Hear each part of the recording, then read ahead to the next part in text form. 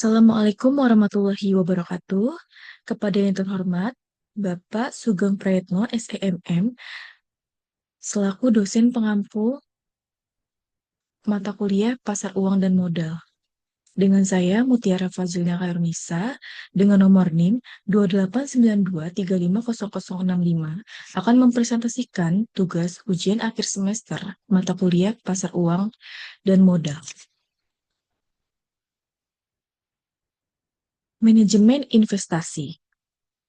Manajemen investasi atau bahasa Inggrisnya asset management atau fund management adalah manajemen profesional atau perusahaan berbadan hukum PT yang telah mendapatkan izin dari pemerintah Indonesia yang mengelola dana berupa sekuritas atau surat berharga melalui investasi portofolio efek seperti saham, obligasi, dan aset lainnya seperti properti.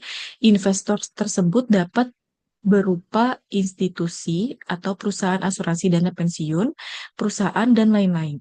Ataupun dapat juga merupakan investor perorangan, di mana sarana yang digunakan biasanya berupa kontrak investasi, atau yang umumnya digunakan adalah berupa kontrak investasi kolektif atau KIK, seperti reksadana. Dengan kata lain, manajemen investasi dapat dimaknai sebagai layanan keuangan yang bertugas memberikan saran terkait strategi investasi kepada klien secara keseluruhan. Lingkup jasa pelayanan manajemen investasi adalah termasuk melakukan analisis keuangan, pemilihan aset, pemilihan saham, implementasi perencanaan, serta melakukan pemantauan terhadap investasi. Di luar industri keuangan, terminologi atau manajemen investasi merujuk pada investasi lainnya selain daripada investasi di bidang keuangan seperti misalnya proyek, merek, paten, dan banyak lainnya selain daripada saham dan obligasi. Penerapan manajemen investasi profesional bertujuan untuk mencapai target investasi tertentu yang berguna dalam memenuhi kepentingan klien yang asetnya menjadi tanggung jawab mereka, sehingga investor dapat memperoleh keuntungan, misalnya klien tersebut dapat berupa investor, individu, maupun institusi seperti program pensiun, dana pensiun, pemerintah, lembaga-lembaga lainnya. Manajemen investasi merupakan suatu industri global yang sangat besar serta memegang peran penting dalam pengelolaan triliunan dolar, euro, pound, dan yen. Berdasarkan hasil riset firma dan penasehat Willis Towers Watson dan surat bayar keuangan milik Pensions dan Investments, lingkup industri manajemen investasi sedang berkembang sesuai dengan data kepemilikan gabungan. Dari 500 manajer investasi terbesar, industri global memiliki 93,8 triliun US dollar aset yang telah dikelola atau AUM pada tahun 2018. Dan pada tahun 2019, angka tersebut lebih luas, yaitu lebih dari 100 triliun US dollar.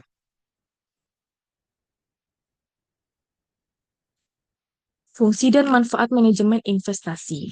Adanya penerapan manajemen investasi memiliki fungsi dan manfaat sebagai berikut. Fungsi manajemen investasi. Yang pertama, menentukan penggunaan strategi dalam investasi. Kedua, menyediakan kegiatan investasi entitas bisnis. Ketiga, mengatur rencana bisnis dan proyek. Keempat, mengembangkan proyek atau bisnis yang sedang berjalan. Kelima, melakukan pemeriksaan keuangan dalam kebutuhan bisnis.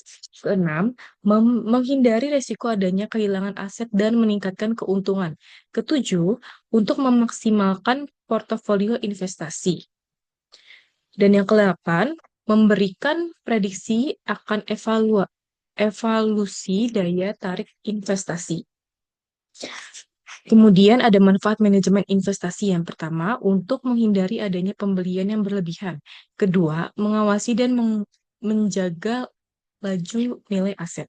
Ketiga, melakukan kontrol akan penyusutan aset yang ada. Keempat, mengamankan nilai aset. Kelima, mengetahui akan adanya risiko yang kemungkinan terjadi. Dan yang keenam, mempermudah membuat anggaran. Kegiatan usaha, kemudian ada industri manajemen investasi. Kegiatan usaha dari manajemen investasi ini terdiri dari berbagai bidang termasuk memperkerjakan manajer investasi profesional, penelitian, menjalankan fungsi pesanan dan perdagangan atau dealing, penyelesaian transaksi, pemasaran, audit internal, serta mempersiapkan laporan bagi nasabahnya. Pengelolaan industri manajemen investasi melibatkan amat banyak pihak yang menunjukkan betapa rumitnya kebutuhan industri ini. Di samping karyawan pemasaran yang membawa nasabah datang kepada industri ini, masih ada pula staf kepatuhan atau untuk memastikan dipenuhinya semua peraturan yang berlaku oleh perusahaan. Auditor internal, yaitu untuk mengaudit sistem internal serta melaksanakan fungsi pengawasan internal. Bagian keuangan, yaitu untuk membukukan transaksi keuangan. Ahli komputer serta karyawan pendukung lainnya, yaitu untuk mencatat setiap transaksi serta valuasi keuangan dari ribuan nasabah perusahaan. Peran sebagai agen. Perusahaan manajemen investasi seringkali bertindak sebagai agen atau perantara dari para pemilik saham dan perusahaan daripada memiliki secara langsung saham perusahaan. Serta teoretis, para pemilik saham memiliki kekuasaan yang amat besar untuk mengubah arah kebijakan perusahaan yang dimilikinya melalui hak suara dan rapat umum pemegang saham atau RUPS, serta kemampuannya untuk mengontrol dan menekankan manajemen perusahaan.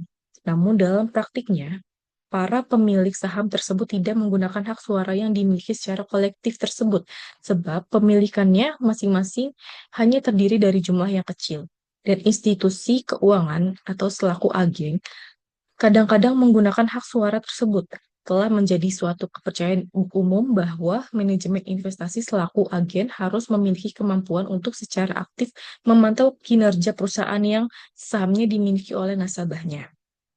Kemudian ada kendala operasional. Berikut beberapa kendala yang dapat terjadi dalam mengoperasikan usaha manajemen investasi antara lain. Yang pertama, laba kotor yang didapatkan terhubung langsung dengan valuasi nilai pasar, sehingga terjadinya kepatuhan nilai pasar dari aset yang dapat mengakibatkan penurunan drastis pada laba kotor relatif terhadap biaya. Yang kedua, sukarnya untuk mempertahankan kinerja manajemen investasi sehingga mencapai nilai di atas rata-rata, dan biasanya nasabah menunjukkan sifat ketidaksabarannya saat kinerja investasi dalam keadaan buruk. Ketiga, gaji untuk manajer investasi yang termasuk dalam kategori sukses sangatlah mahal dan memiliki keuntungan terhasut oleh pesaing. Keempat, pencapaian kinerja investasi di atas rata-rata adalah amat bergantung pada keunikan dan keahlian manajer investasi, tetapi nasabah tidak pernah memedulikan hal tersebut dan semata hanya melihat pada kesuksesan perusahaan yang dianggap bersumber pada filosofi dan disiplin internal. Kelima, analisis yang dimiliki kemampuan menghasilkan keuntungan di atas rata-rata seringkali memiliki kondisi keuangan yang mapan, sehingga mereka akan menolak tawaran pekerjaan yang ditawarkan perusahaan untuk mengelola portofolionya sendiri. Dan yang keenam, perusahaan finansial yang diregulasi dan diawasi dengan ketat oleh pemerintah belum tentu aman sebagai tempat untuk berinvestasi. Peraturan yang ketat di sektor finansial membuat nasabah menganggap keamanan investasi dipegang oleh otoritas yang lebih tahu dan punya kewenangan besar, sehingga nasabah cenderung abai atau ignorance dan bersikap ceroboh atau moral hazard yang justru akan memperbesar potensi skala kegagalan perusahaan finansial. Perusahaan investasi di dunia yang tersukses mungkin adalah mereka yang terpisah dari perbankan dan asuransi baik secara fisik maupun secara psikologi, di mana kinerja terbaik dan strategi bisnis yang dinamis umumnya dihasilkan oleh perusahaan manajemen investasi dan independen. Aset industri manajemen investasi global meningkat dengan pesat dan pada tahun 2006 mencapai rekor 55 triliun dolar. Ini merupakan peningkatan 10% dari tahun sebelumnya dan meningkatkan 55% apabila dihitung sejak 2002. Total aset dana pensiun tercapai 20,6 triliun dolar pada tahun 2005, di mana 16,6 triliun diinvestasikan di asuransi dan 17,8 triliun di reksadana.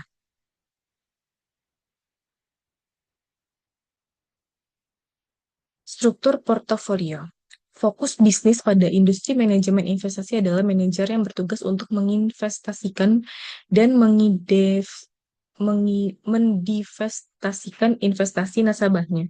Penasihat investasi dari suatu perusahaan manajemen investasi yang tersertifikasi harus mengelola investasi nasabahnya sesuai dengan kebutuhan secara profil risiko masing-masing nasabah, di mana penasihat keuangan akan merekomendasikan bentuk investasi yang tepat bagi nasabahnya tersebut. Alokasi aset. Berbagai golongan aset adalah obligasi, properti, derivatif, dan komoditi, di mana manajer investasi dibayar jasanya untuk melaksanakan penempatan investasi pada berbagai aset ini.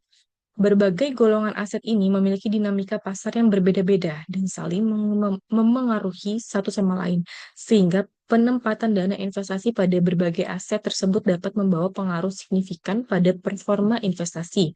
Alokasi aset merupakan teknik investasi portofolio yang bertujuan untuk menyeimbangkan risiko dan membuat diversifikasi dengan membagi aset antara kategori utama seperti obligasi, saham, uang tunai, real estate, dan turunannya.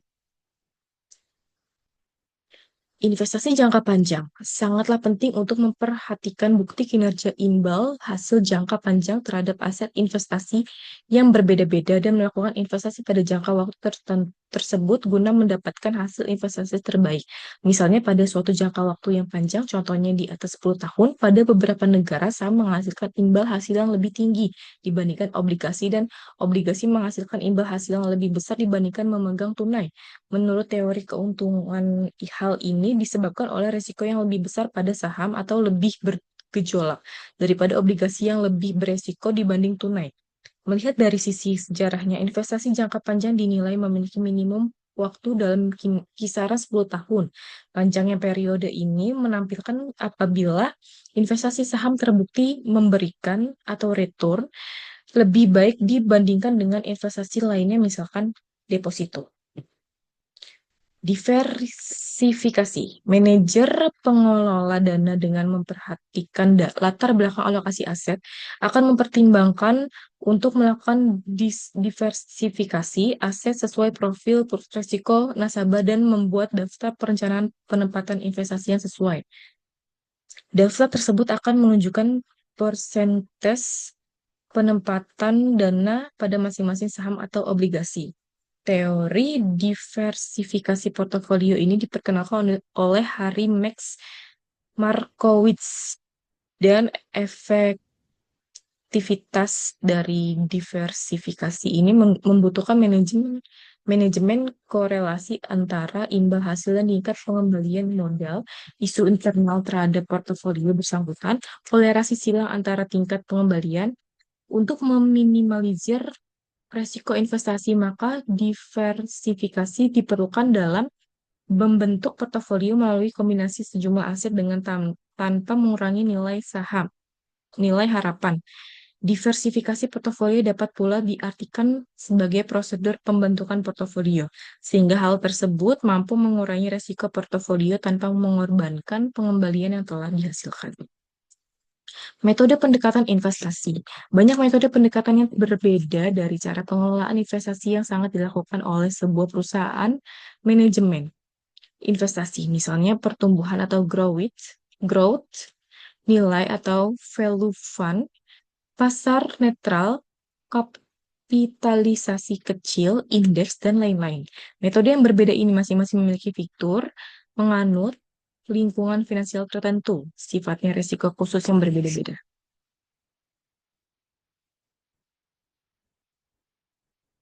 Kesimpulan. Kesimpulan, manajemen investasi adalah proses strategis untuk mengelola aset atau seperti saham, obligasi sesuai tujuan keuangan menyeimbangkan resiko dan imbal hasil atau return agar pertumbuhan aset optimal dan aman dari inflasi. Seringkali dibutuhkan profesional untuk mencapai kebebasan finansial jangka panjang, menjadikannya kuna pengembalian keputusan finansial cerdas. Intinya adalah perencanaan diversifikasi dan pemantauan investasi secara berkelanjutan agar uang bekerja lebih maksimal dan memberikan ketenangan pikiran. Baik, cukup sekian presentasi dari saya untuk ujian akhir semester mata kuliah pasar uang dan modal. Kurang lebihnya saya mohon maaf. Wassalamualaikum warahmatullahi wabarakatuh.